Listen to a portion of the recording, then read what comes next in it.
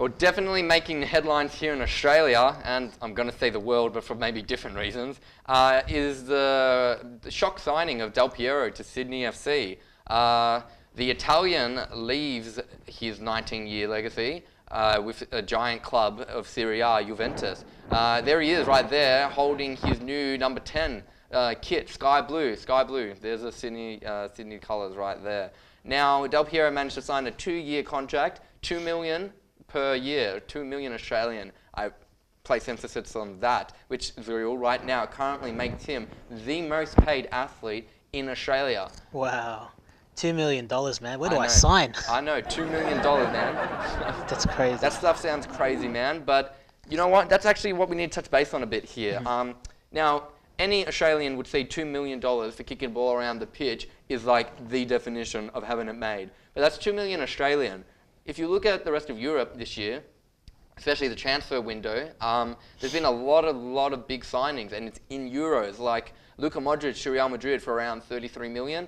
Van Persie to United, man, went for like 24 million. So you got to think 2 million Australian isn't that much if you look in the proper spectrum of the game. And so why do you say yes? He's a big name, 19 years, Del Piero, having that on your starting sheet. I know he's a bit older these days, but people will still be like, this guy's got a lot of experience behind him. Do you really think that he's coming here for the money? Our headlines don't think so, and I actually kind of agree with them here. They said that if he, and I quote, if he's here for the money, he definitely would not be coming to Australia, which I again think sparks another question, Zuriel. Do you think he'll be able to replicate what, David Beckham, the great David Beckham, has attempted to do in America and raise the status of football or soccer here in Oz? Well, that's a very valid question, man. I guess MSL attendance has increased, and hopefully, let's just hope that the A-League attendance will actually rise, but, only time will tell. Got to agree with you there, man. Got to agree with you there. Yeah.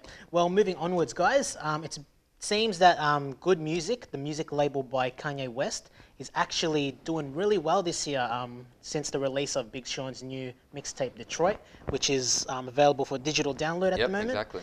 So if we can just pop that on the screen, and there it is. There it is, Detroit. That artwork is also done by Kanye, which is, very, very simple, yet it's very unique in a way. Exactly. So, I'd got to say that this mixtape is really, put it up there. It's really quality, man. I know. I totally got to agree with you there. Just like quickly checking some of the tracks here, like 24K of Gold, man. Been stuck in my head ever since I first heard it. Inspired you enough to make a mixtape.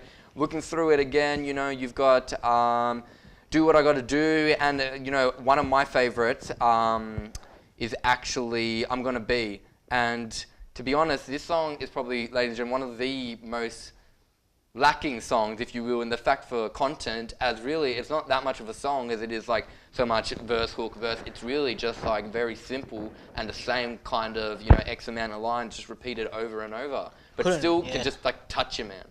Couldn't agree more, man. I mean, to me, it was very inspirational, and I'm pretty sure to any other aspiring rapper or musician out there, it'd be the same thing for them, But, other than that, I mean, the Good Music label is actually releasing Cruel Summer, which is coming in September 18. Finally. They pushed it back a couple of times, the release date. But I guess they're working on the quality. Exactly. Couldn't agree more, Zuriel. Could we get a quick shot of the album right on the screen for everyone?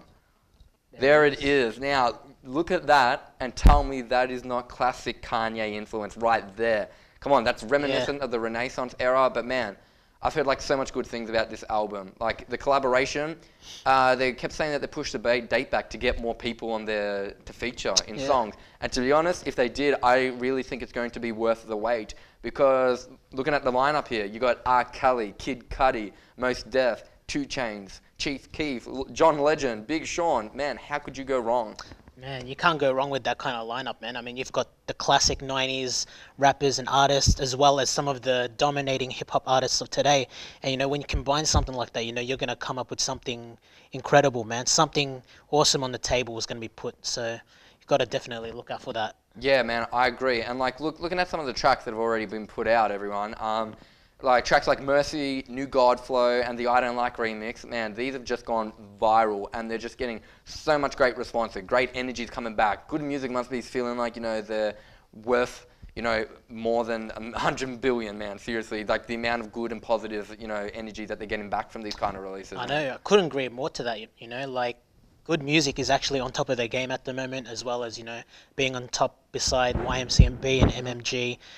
Like they're currently dominating the hip hop game, and hopefully, in the future we'll actually be hearing some great stuff, and what the fans actually expect, which is good music. I see. See what you did there. Well, you know what, Zuriel, man? If the rap game never works out for you, you can always fall back on that comedy, man. Definitely, man. All right, ladies and gentlemen, that was in the news.